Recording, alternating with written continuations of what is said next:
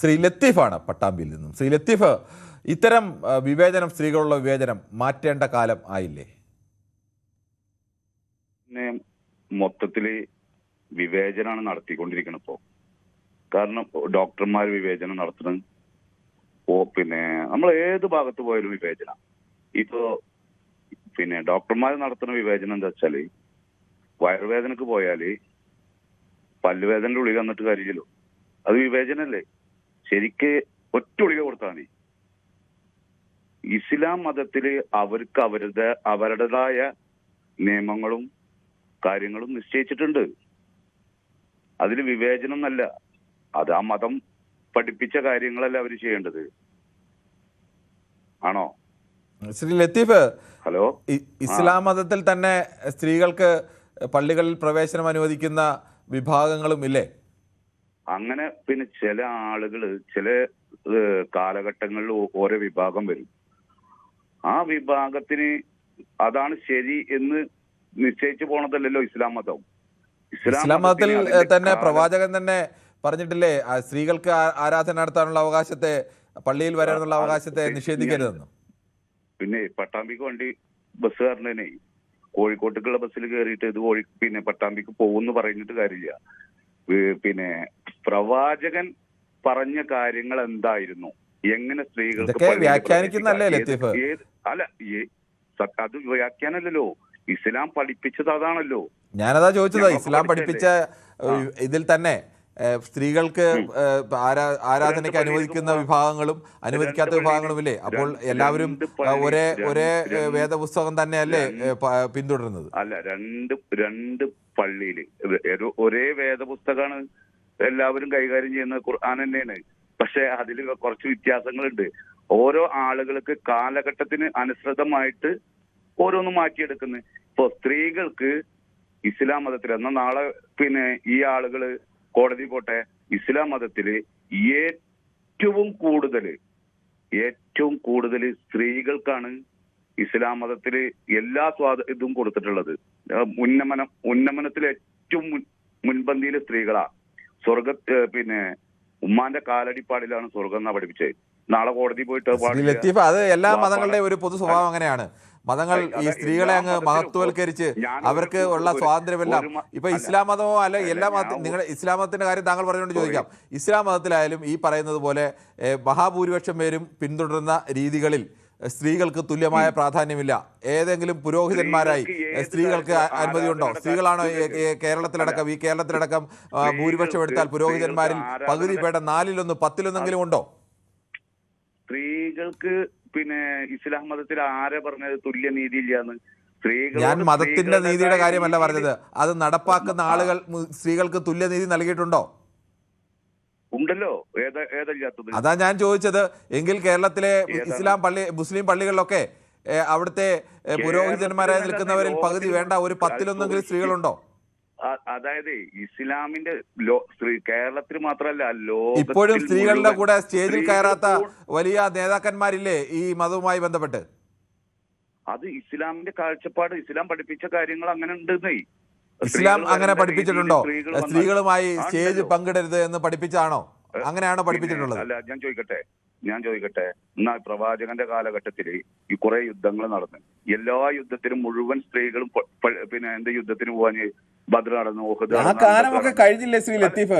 അന്നത്തെ സ്ത്രീകളാണോ ഇന്നത്തെ സ്ത്രീകൾ? അന്ന് സ്ത്രീകളാരും തൊഴിലെടുക്കാൻ വേണ്ടി പുറത്തു പോയിരുന്നില്ല. പുരുഷന്മാരായിരുന്നു കൃഷി എടുത്തിരുന്നതും വേട്ടയാടാൻ പോയതും അല്ലെങ്കിൽ മറ്റു ജോലികൾക്ക് പോയിരുന്നതൊക്കെ പുരുഷന്മാരായിരുന്നു. ഇന്ന് അങ്ങനെയാണോ? സ്ത്രീക്കും പുരുഷനും തുല്യമായ അവകാശവും തുല്യമായ നീതിയും തുല്യമായ വേതനവും അല്ലേ ഉള്ളത്? അല്ല, ഇസ്ലാം എന്ന് പറയുന്നത് നമ്മുടെ വിവേചനത്തിന്റെ പ്രശ്നം കൊണ്ട് നേരം വെളുക്കുമ്പോ തുണി മാറ്റിയെടുക്കുന്ന പോലെ മാറ്റിയെടുക്കാൻ പറ്റിയതല്ല ഇസ്ലാം. ഇസ്ലാമിന്റേതായ രീതിയിൽ ഖുർആനും ഹദീസുകളും എല്ലാം പഠിപ്പിച്ചു തന്നിട്ടുണ്ട്. ലോകത്തിൽ ഏറ്റവും തുല്യ നീതി കൊടുത്തുള്ള ആളുകൾ എന്ത് തുല്യനീതിയാണ് ശ്രീ ലത്തീഫ്?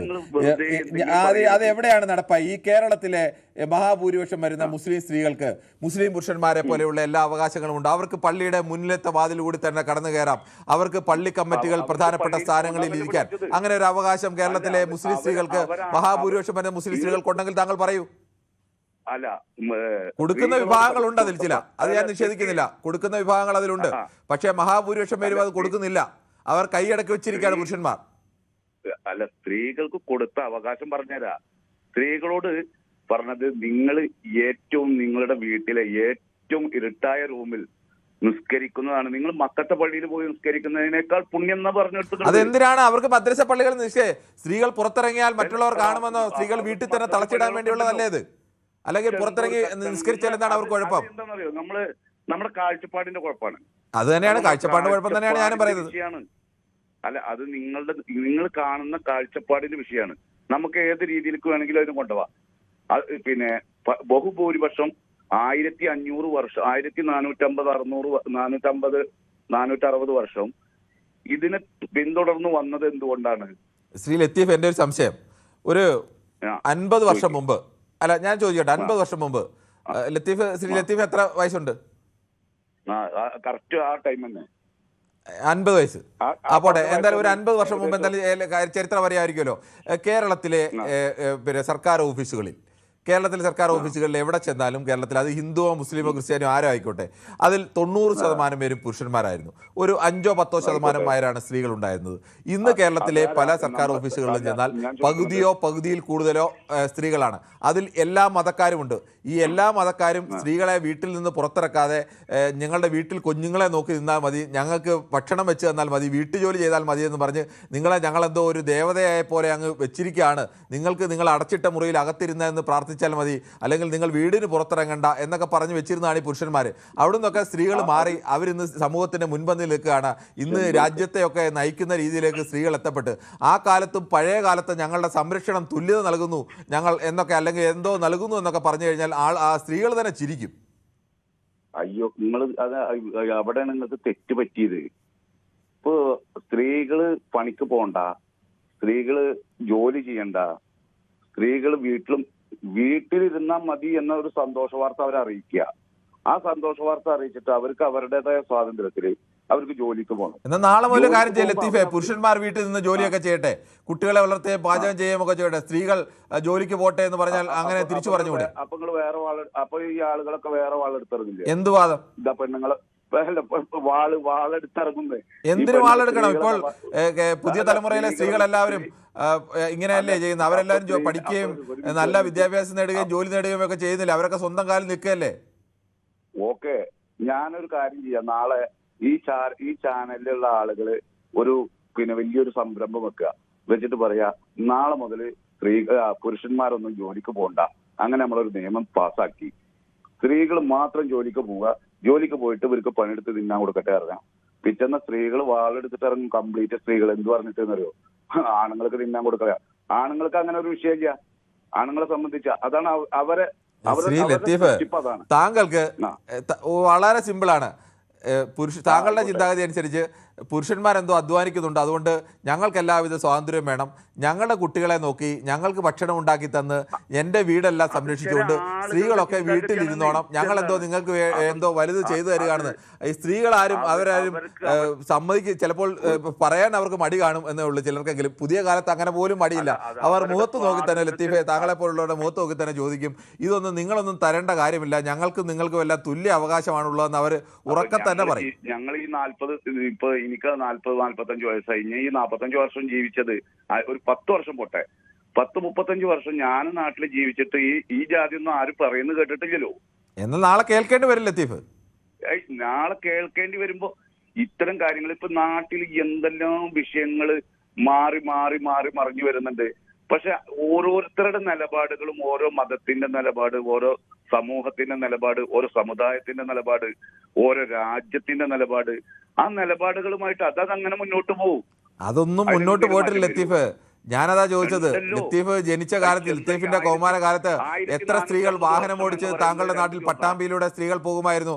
ഇപ്പോൾ വാഹനം ഓടിച്ചു പോകുന്ന എത്ര സ്ത്രീകളെ താങ്കൾ നിരത്തിലേക്ക് ഇറങ്ങി നിന്നാൽ കാണും? അന്നൊക്കെ ഒരു സ്ത്രീ വാഹനം ഓടിച്ചു പോയാൽ ആ സ്ത്രീക്കെതിരെ നാട്ടുകാർ അപവാദം പറയുമായിരുന്നു. ഇപ്പോൾ അങ്ങനെ പറയുമോ?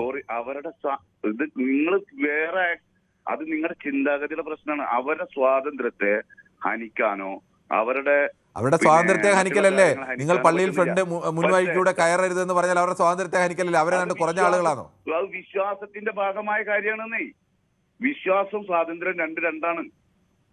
ശരി, ഓക്കെ. ലത്തീഫിന്റെ അഭിപ്രായം അങ്ങനെ. ലത്തീഫിനെ പോലെയുള്ള ആളുകൾ കൂടി ചേരുന്നതാണ് നമ്മുടെ സമൂഹം. അതുകൊണ്ട് നമുക്ക് അക്കാര്യത്തിൽ അത്തരം അഭിപ്രായങ്ങൾ കൂടി ഉണ്ടാവും. കൂടുതൽ വാർത്തകൾക്ക് news 18 Keralam YouTube channel subscribe ചെയ്യുക.